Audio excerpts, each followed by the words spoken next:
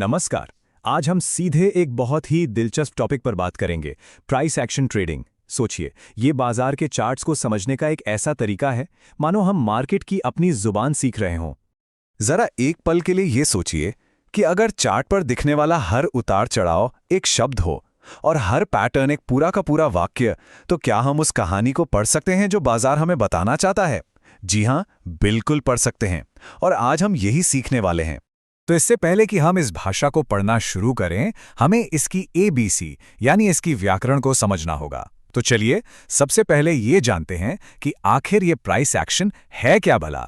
देखिए, आसान भाषा में कहें तो प्राइस एक्शन ट्रेडिंग का मतलब है सिर्फ और सिर्फ कीमत की चाल को देखकर भविष्य का अंदाजा लगाना। इसमें हम किसी इंडिकेटर या फैंसी टूल का इस्तेमाल नहीं करते। मानना यह है कि जो भी जरूरी जानकारी है वो सब कीमत में पहले से ही मौजूद है। यहां पर इन दोनों के बीच का फर्क साफ दिखता है। एक तरफ है इंडिकेटर ट्रेडिंग, जिसमें चार्ट के ऊपर गणित के फॉर्मूलों की कई परतें लगा दी जाती हैं, और दूसरी तरफ है प्राइस एक्शन, जो बिल्कुल साफ सुथरा है, बिना किसी शोर शराबे के सीधे चार्ट को पढ़ना। जैसे कोई भी भाषा सीखने के लिए हमें पहले अक्षर सीखने पड़ते हैं, वैसे ही प्राइस एक्शन की भाषा का अक्षर है एक सिंगल प्राइस बार, या जिसे हम कैंडलस्टिक भी कहते हैं। चलिए इसको डिकोड करते हैं। हर एक कैंडलस्टिक, चाहे वो कितनी भी जटिल लगे, असल में सिर्फ 4 चीजों से बनती है: ओपन, हाई, लो और क्लोज, यानी OHLC। बस ये 4 बिंदु हमें उस टाइम पीरियड की पूरी कहानी बता देते हैं।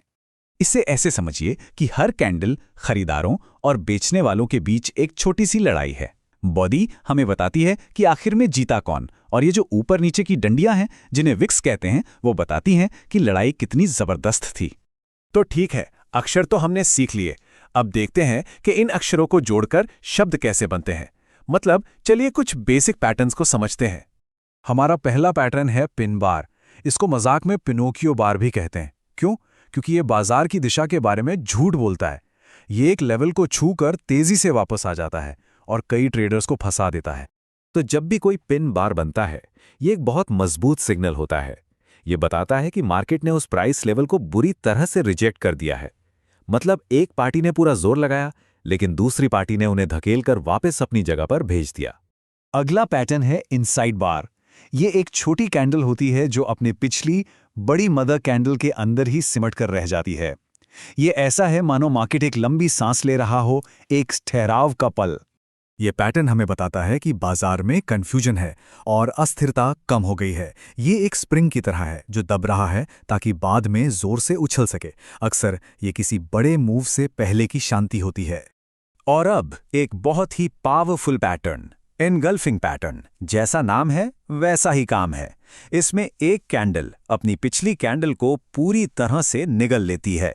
ये पैटर्न साफ साफ बताता है कि अब कंट्रोल किसके हाथ में है। ये एक अचानक और जबरदस्त बदलाव का सिग्नल है। ऐसा लगता है मानो गेम ही पलट गया हो और एक बड़ा उलटफेर होने वाला है। बहुत अच्छा सवाल है। हमने अक्षर और शब्द तो सीख लिए, लेकिन पूरी कहानी समझने के लिए हमें ये देखना होगा कि ये शब्द किस संदर्भ में इस्तेमाल हो रहे हैं। मतलब हमें बड़ी पिक्चर देखनी होगी। चलिए अब कहानी के मेन प्लॉट पर आते हैं, क्योंकि सच तो ये है कि ये पैटर्न्स अकेले कुछ भी नहीं है। इन्हें समझने के लिए कॉन्टेक्स्ट यानी कि संदर्भ सबसे ज्यादा जरूरी है। यहां पर सबसे जरूरी चीज ये है कि पैटर्न बन कहां रहा है। क्या बाजार का ओवरऑल ट्रेंड ऊपर की तरफ है या नीचे? और क्या यह पैटर्न किसी खास सपोर्ट या रेजिस्टेंस लेवल पर बन रहा है? यही वो संदर्भ है जो इन पैटर्न्स को असली ताकत देता है। सपोर्ट और रेजिस्टेंस को एक कमरे की तरह समझ सकते हैं। सपोर्ट वो जमीन है जहां से कीमत बार बार ऊपर की तरफ उछलती है, और रेजिस्टेंस वो छत है जिससे कीमत टकराकर अक्सर नीचे आ जाती है।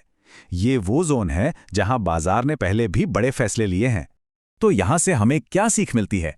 बात सिर्फ पैटर्न रटने की नहीं है, बात है एक स्मार्ट अप्रोच अपनाने की, जहां हम इन सभी चीजों को एक साथ जोड़कर देखते हैं। तो एक प्राइस एक्शन ट्रेडर बनने का रास्ता कैसा दिखता है? देखिए, सबसे पहले बेसिक्स को मजबूत करें, फिर मार्केट का माहौल समझें, उसके बाद सही सेटअप ढूंढें जो माहौल से मेल खाता हो, फिर बिना असली पैसे के प्रैक्टिस करें, और हाँ, सबसे जरूरी बात, हमेशा अपने रिस्क को कंट्रोल में रखें। और गैलन वुड्स की ये बात पूरी चर्चा का सार है। मुद्दा सिर्फ पैटर्न खोजने का नहीं है, बल्कि बाजार की कहानी को समझने का है, जैसे जैसे वो हमारे सामने खुलती है। तो अगली बार जब कोई चार्ट देखे तो उसे सिर्फ ऊपर नीचे जाती लकीरें मत समझिएगा, उसे एक भाषा की तरह देखिए। चार्ट तो अपनी कहानी हमेशा सुना रहा है। सवाल सिर्फ इतना है, क्या कोई सुनने के लिए तैयार है?